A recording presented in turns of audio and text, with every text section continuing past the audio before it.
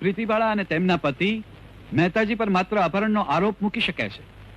2 દિવસ થયા છતાં પણ કોઈ પુરાવા રજૂ કરી શક્યા નથી. અપહરણ થયું હોય એમ કોર્ટને લાગતું નથી. માફ કરજો સાહેબ, અપહરણ થયું છે અને એનો પુરાવો છે આ ફિલ્મ.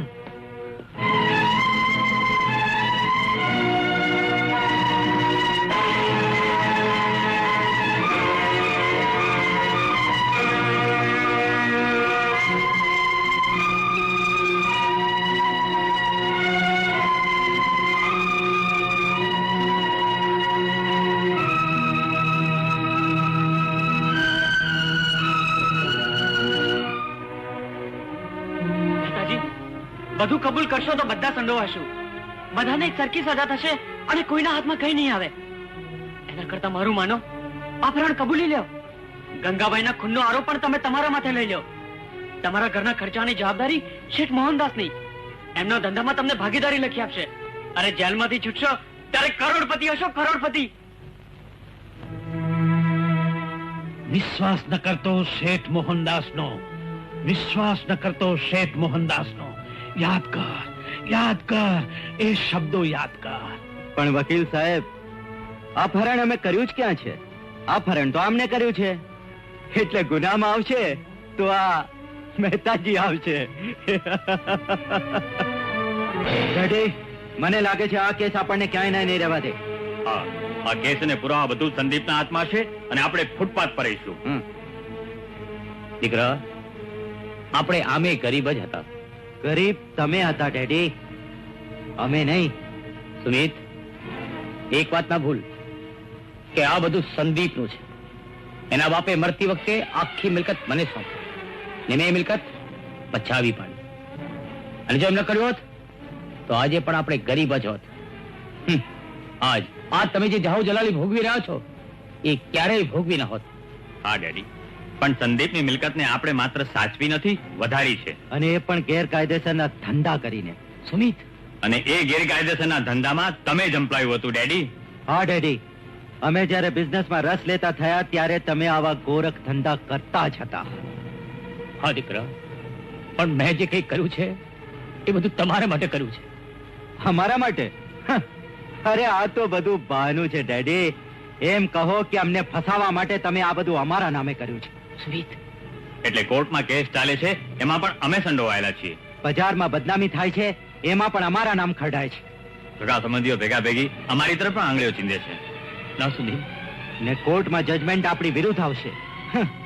કર્યું તમે અને ભોગવશું અમે. તમારે ને મમ્મીએ બહુ તો 5-15 વર્ષ જીવવાનું, પછી તો તમે છૂટી જશો.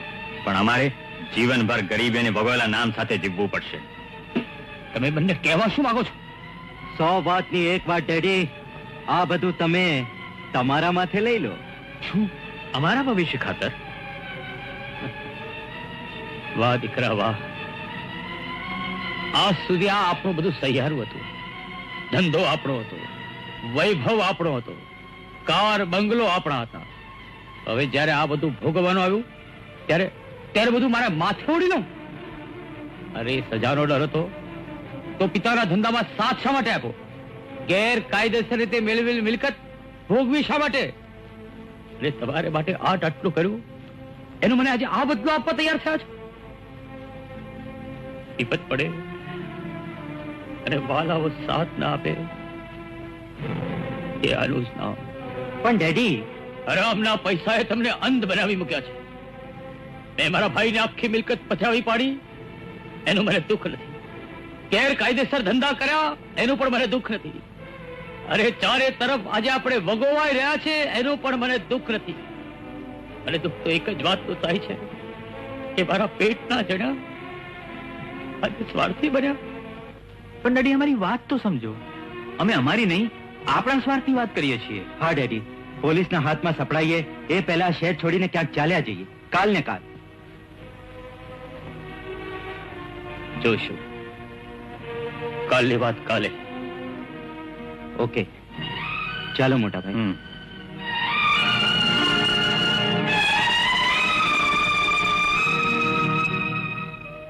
કોણ? સુમિતની બા? હમણાં તમારા બંને દીકરાઓ અહીં હાજર હતા અને આપણા તમારે માટે કાંઈ જ કહેવાની જરૂરત નથી. મેં બધું સાંભળ્યું છે. હું શેઠ મોહનદાસનો મુનિમ. મારું નામ નારાયણજી મોહનજી રાજગોર. હું આ કોર્ટમાં જે કંઈ કહીશ તે સત્ય જ કહીશ અને સત્ય સિવાય બીજું કંઈ નહીં કહું. સુનિલભાઈ, અરે સુનિલભાઈ, બસ 2 મિનિટમાં તૈયાર થઈને નીચે આવું છું. હા જલ્દી કરો. ડેડી, આ શું ડેડી, તમે નિરાતે બેઠા છો? આ વિચાર કરવાનો વખત નથી ડેડી. મને ખાતરી છે પેલો મહેતાજી તાજનો સાક્ષી બની ને કોર્ટમાં વધુ બાફી મારશે. પ્લીઝ ડેડી, પોલીસ આવીને આપણી સૌની ગિરફ્તારી કરે એ પહેલા આપણે અહીંથી ભાગી નીકળવું જોઈએ. Daddy please come on. તમામ મિલકતના વારસદાર મોહનદાસ શેઠના ભત્રીજા સંદીપભાઈ છે અને સાહેબ, હું કબૂલ કરું છું કે સંદીપભાઈને અંધારામાં રાખી અને શેઠ અને એને તેમના 2 છોકરાઓએ કાળા બજાર કર્યા અને ગંગાબાઈનું ખૂન પણ શેઠે જ કરાવ્યું હતું અને બંગલાના કમ્પાઉન્ડમાં લાશ એટલા માટે ફેંકાવી હતી કે ખૂનમાં હું એકલો ન સંડોવાઉં અને નાની વહુનું ખૂન કરવાનો ઈરાદો પણ શેઠનો જ હતો. સુનિલભાઈ, અરે ઓ સુનિલભાઈ, અરે સામાન બધો ગાડીમાં મુકાઈ ગયો, ચાલો જલ્દી કરો. હાલું, તૈયાર છું. Okay daddy. ડેડી, ડેડી, તમે હજી તૈયાર નથી? તમે નથી પડતી, પોલીસ ગમે ત્યારે આવી પહોંચે. ચાલો જલ્દી. હા ડેડી, અને જો સાથે સંદીપ હશે તો પોતાનું વેર લેવા માટે આપણને ધક્કા મારીને ઘરની બહાર કાઢશે. વિચાર શું કરો છો ડેડી? ભાગી છૂટવા સિવાય આપણી પાસે બીજો કોઈ માર્ગ જ નથી હવે. યસ ડેડી, કમ.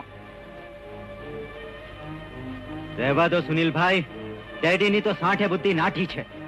એમની તો બોધ ગઈ અને થોડી રહી.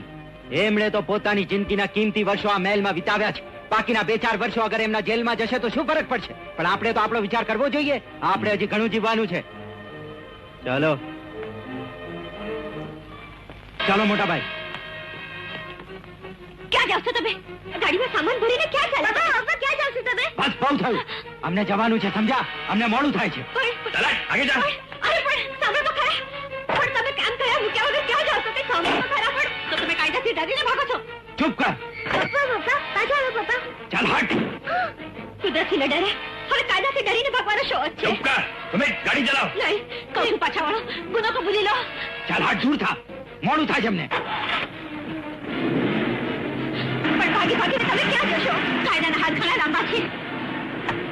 આજે તો માંકડોને પણ મોઢા આવ્યા છે. અમને શિખામણ આપવા નીકળ્યા છો તમે લોકો. ચાલો દૂર થાઓ. આ બધું નાની વહુને કારણે છે. ચાલ દૂર ખાસ. તમારે જવું છે? અમને મૂકીને જવું છે? તો જાઓ. તમારા હૈયામાં હિંમત હોય તો અમારા દેહને કચરીને જાઓ. વાત કોની જોઈ રહ્યા છો? ચલો હા. કહું છું હટી જા દીપા. અમને મારી નાખો એમને કબૂલ છે, પણ એમને રસ્તામાંથી તો નહીં જતી. નહીં થતી. એમ ઠીક છે. હા, ચલાવો કામ. બાપા, બાપા, સુતી. મારી મમ્મીને નહીં મારતા, મારી મમ્મીને નહીં મારતા. હવે કોની વાત જોવે છે? ચલાવો ગાડી. જરા પણ મોડા પડતું તો જેલના સળિયા કરવા પડશે. નહીં બાપા, બરાબર છે. નહીં, નહીં, નહીં. પાછું રે, પાછું. પાછું રે, પાછું.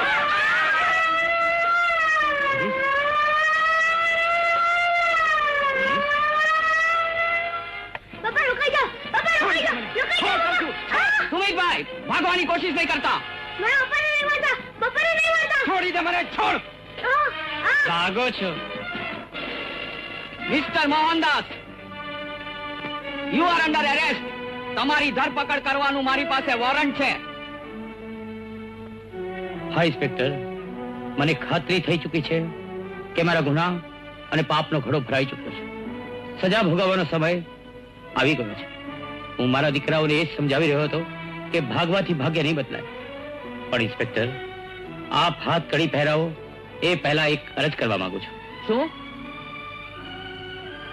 આ હાથ કડી મારી નાની વહુના હાથમાં આપો.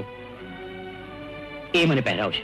કાકાજી, હા નાની વહુ, જે હિંમતથી તે મારા છાના પાપ છતાં કર્યા એ જ હિંમતથી આ હાથ કડી પર તું જ પહેરાવ દીકરી. દીકરી? તમે મને દીકરી કહી? મારા માવતર તો નાનપણમાં ગુજરી ગયા.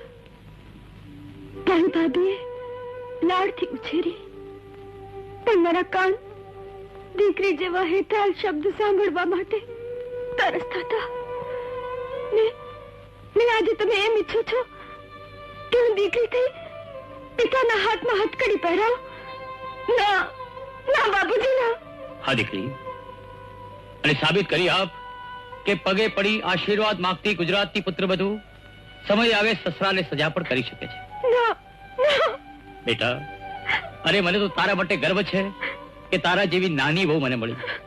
અરે દરેક ઘરની અંદર તારા જેવી વહુ આવે તો સમાજના કેટલાય કુટુંબ તરી જાય દીકરા. હેરા, તારા હાથે જ મને હાથ ઘડી દે. હાથ જોડું છું બાપુજી, મારી આવી આખરી કસોટી ના કરો. નહીં, દીકરી, તમને મારા સમજે બાપુજી. નહીં દીકરા, મારી બહેનને હવે આપણી કસોટીમાં ન ઉતારો ભાઈ. મારે તમારી માફી માંગવાની છે. હેમેન્દ્રભાઈ, હા, તમારા ગોડાઉન પર છાપો મરાવનાર હું હતો. ચરસ ગાંજાની પોલીસને બાતમી આપનાર પણ હું હતો. ભાઈ થઈને બહેનને રોકવાને બદલે મેં એને સાથ આપ્યો. તમારા આ દિવસો માટે જવાબદાર હું છું. ના હેમેન્દ્રભાઈ, તમે અને પ્રીતિ જો આજે સમસમીને સહન કરીને બેસી રહ્યા હોત તો કદાચ આજે પણ આપ આપના માર્ગેથી મેં પાછા ન વળ્યા હોત. અરે આજે પણ આપણા સમાજની અંદર અનેક કુટુંબોમાં મોં માગ્યું દહેજ માગે છે, છતાં એની વહુઓ રીબાઈ રીબાઈને મરે છે. અરે આ સમાજમાં મારા ઘર જેવા તો કેટલાય ઘર હશે કે જેઓ દેશદ્રોહી બની ગેરકાનૂની ધંધા કરતા હશે. અરે હું તો ઈચ્છું છું હેમેન્દ્રભાઈ કે દરેક કુટુંબની અંદર નાની વહુ જેવી વહુ હોય અને તમારા જેવા ભાઈ, જેથી આ ધરતી પરના પાપ તો ઓછા થાય. પણ વેભાઈ, હેમેન્દ્રભાઈ, મને આજે જેલમાં જવાનું જરાય દુઃખ નથી, પણ મને દુઃખ તો એ વાતનું થાય છે કે મને કે પૌત્ર નથી અને કાલ કોણે જોઈ છે ભાઈ. કદાચ જેલમાંથી પાછો આવું, કદાચ ન પણ આવું. બાપુજી, એવું ન બોલો. આ ગંગાબેન ને સુનિલભાઈના પુત્રને તમારા પૌત્ર તરીકે સ્વીકારી લો. હા બાપુજી, આ દીકરાની માં ગંગાબેનનો અંતિમ સંસ્કાર આ જ ઘરમાં આ કુટુંબની વહુને શોભે એવી જ રીતે કર્યો છે. હા બાપુજી, એની તો માં મરી ગઈ છે. જો તમે એને નહીં સ્વીકારો તો માવતર હોવા છતાં એ અનાથ ગણાશે. ખાનદાનને પૈસા પાત્ર પિતાનો પુત્ર હોવા છતાં શહેરની ગલીઓમાં ભીખ માંગશે, ચોર થશે, ગુનેગાર ગણાશે. બાપુજી, સ્વીકારી લો, સ્વીકારી લો બાપુજી. પ્રીતિ, કોણે કહ્યું એની માં મરી ગઈ છે? હું એની માં છું. આવ બેટા, હું તારી માં છું. મોટી બહુ, હવે મને સજા ભોગવવાનું બિલકુલ દુઃખ નહીં થાય.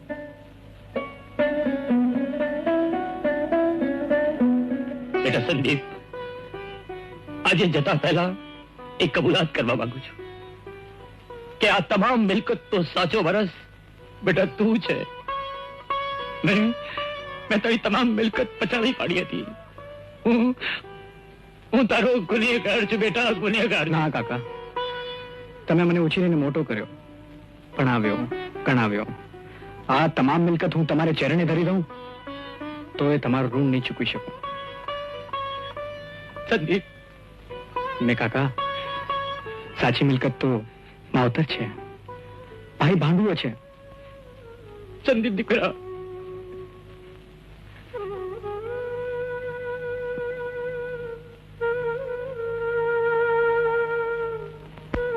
ચાલો ઇન્સ્પેક્ટર સાહેબ, હું તૈયાર છું. સુનિલની બા, મને એકલી મૂકીને કઈ સજા આપી જાવ છો? મને કોને સહારે મૂકી જાવ છો? બા, એવું ન બોલો. હવે અમને તમારા આશરાની જરૂર છે. હા બા, તમે એકલા ક્યાં છો? અમે બધા સાથે છીએ ને બા? હા સુનિલની બા, તું એકલી ક્યાં છે? તારે તડતડ બહુ છે. નાની બહુ આખું ઘર તને સોંપીને જાઉં છું. સાચવજે સુનિલની બા, આ બધાને સાચવજે.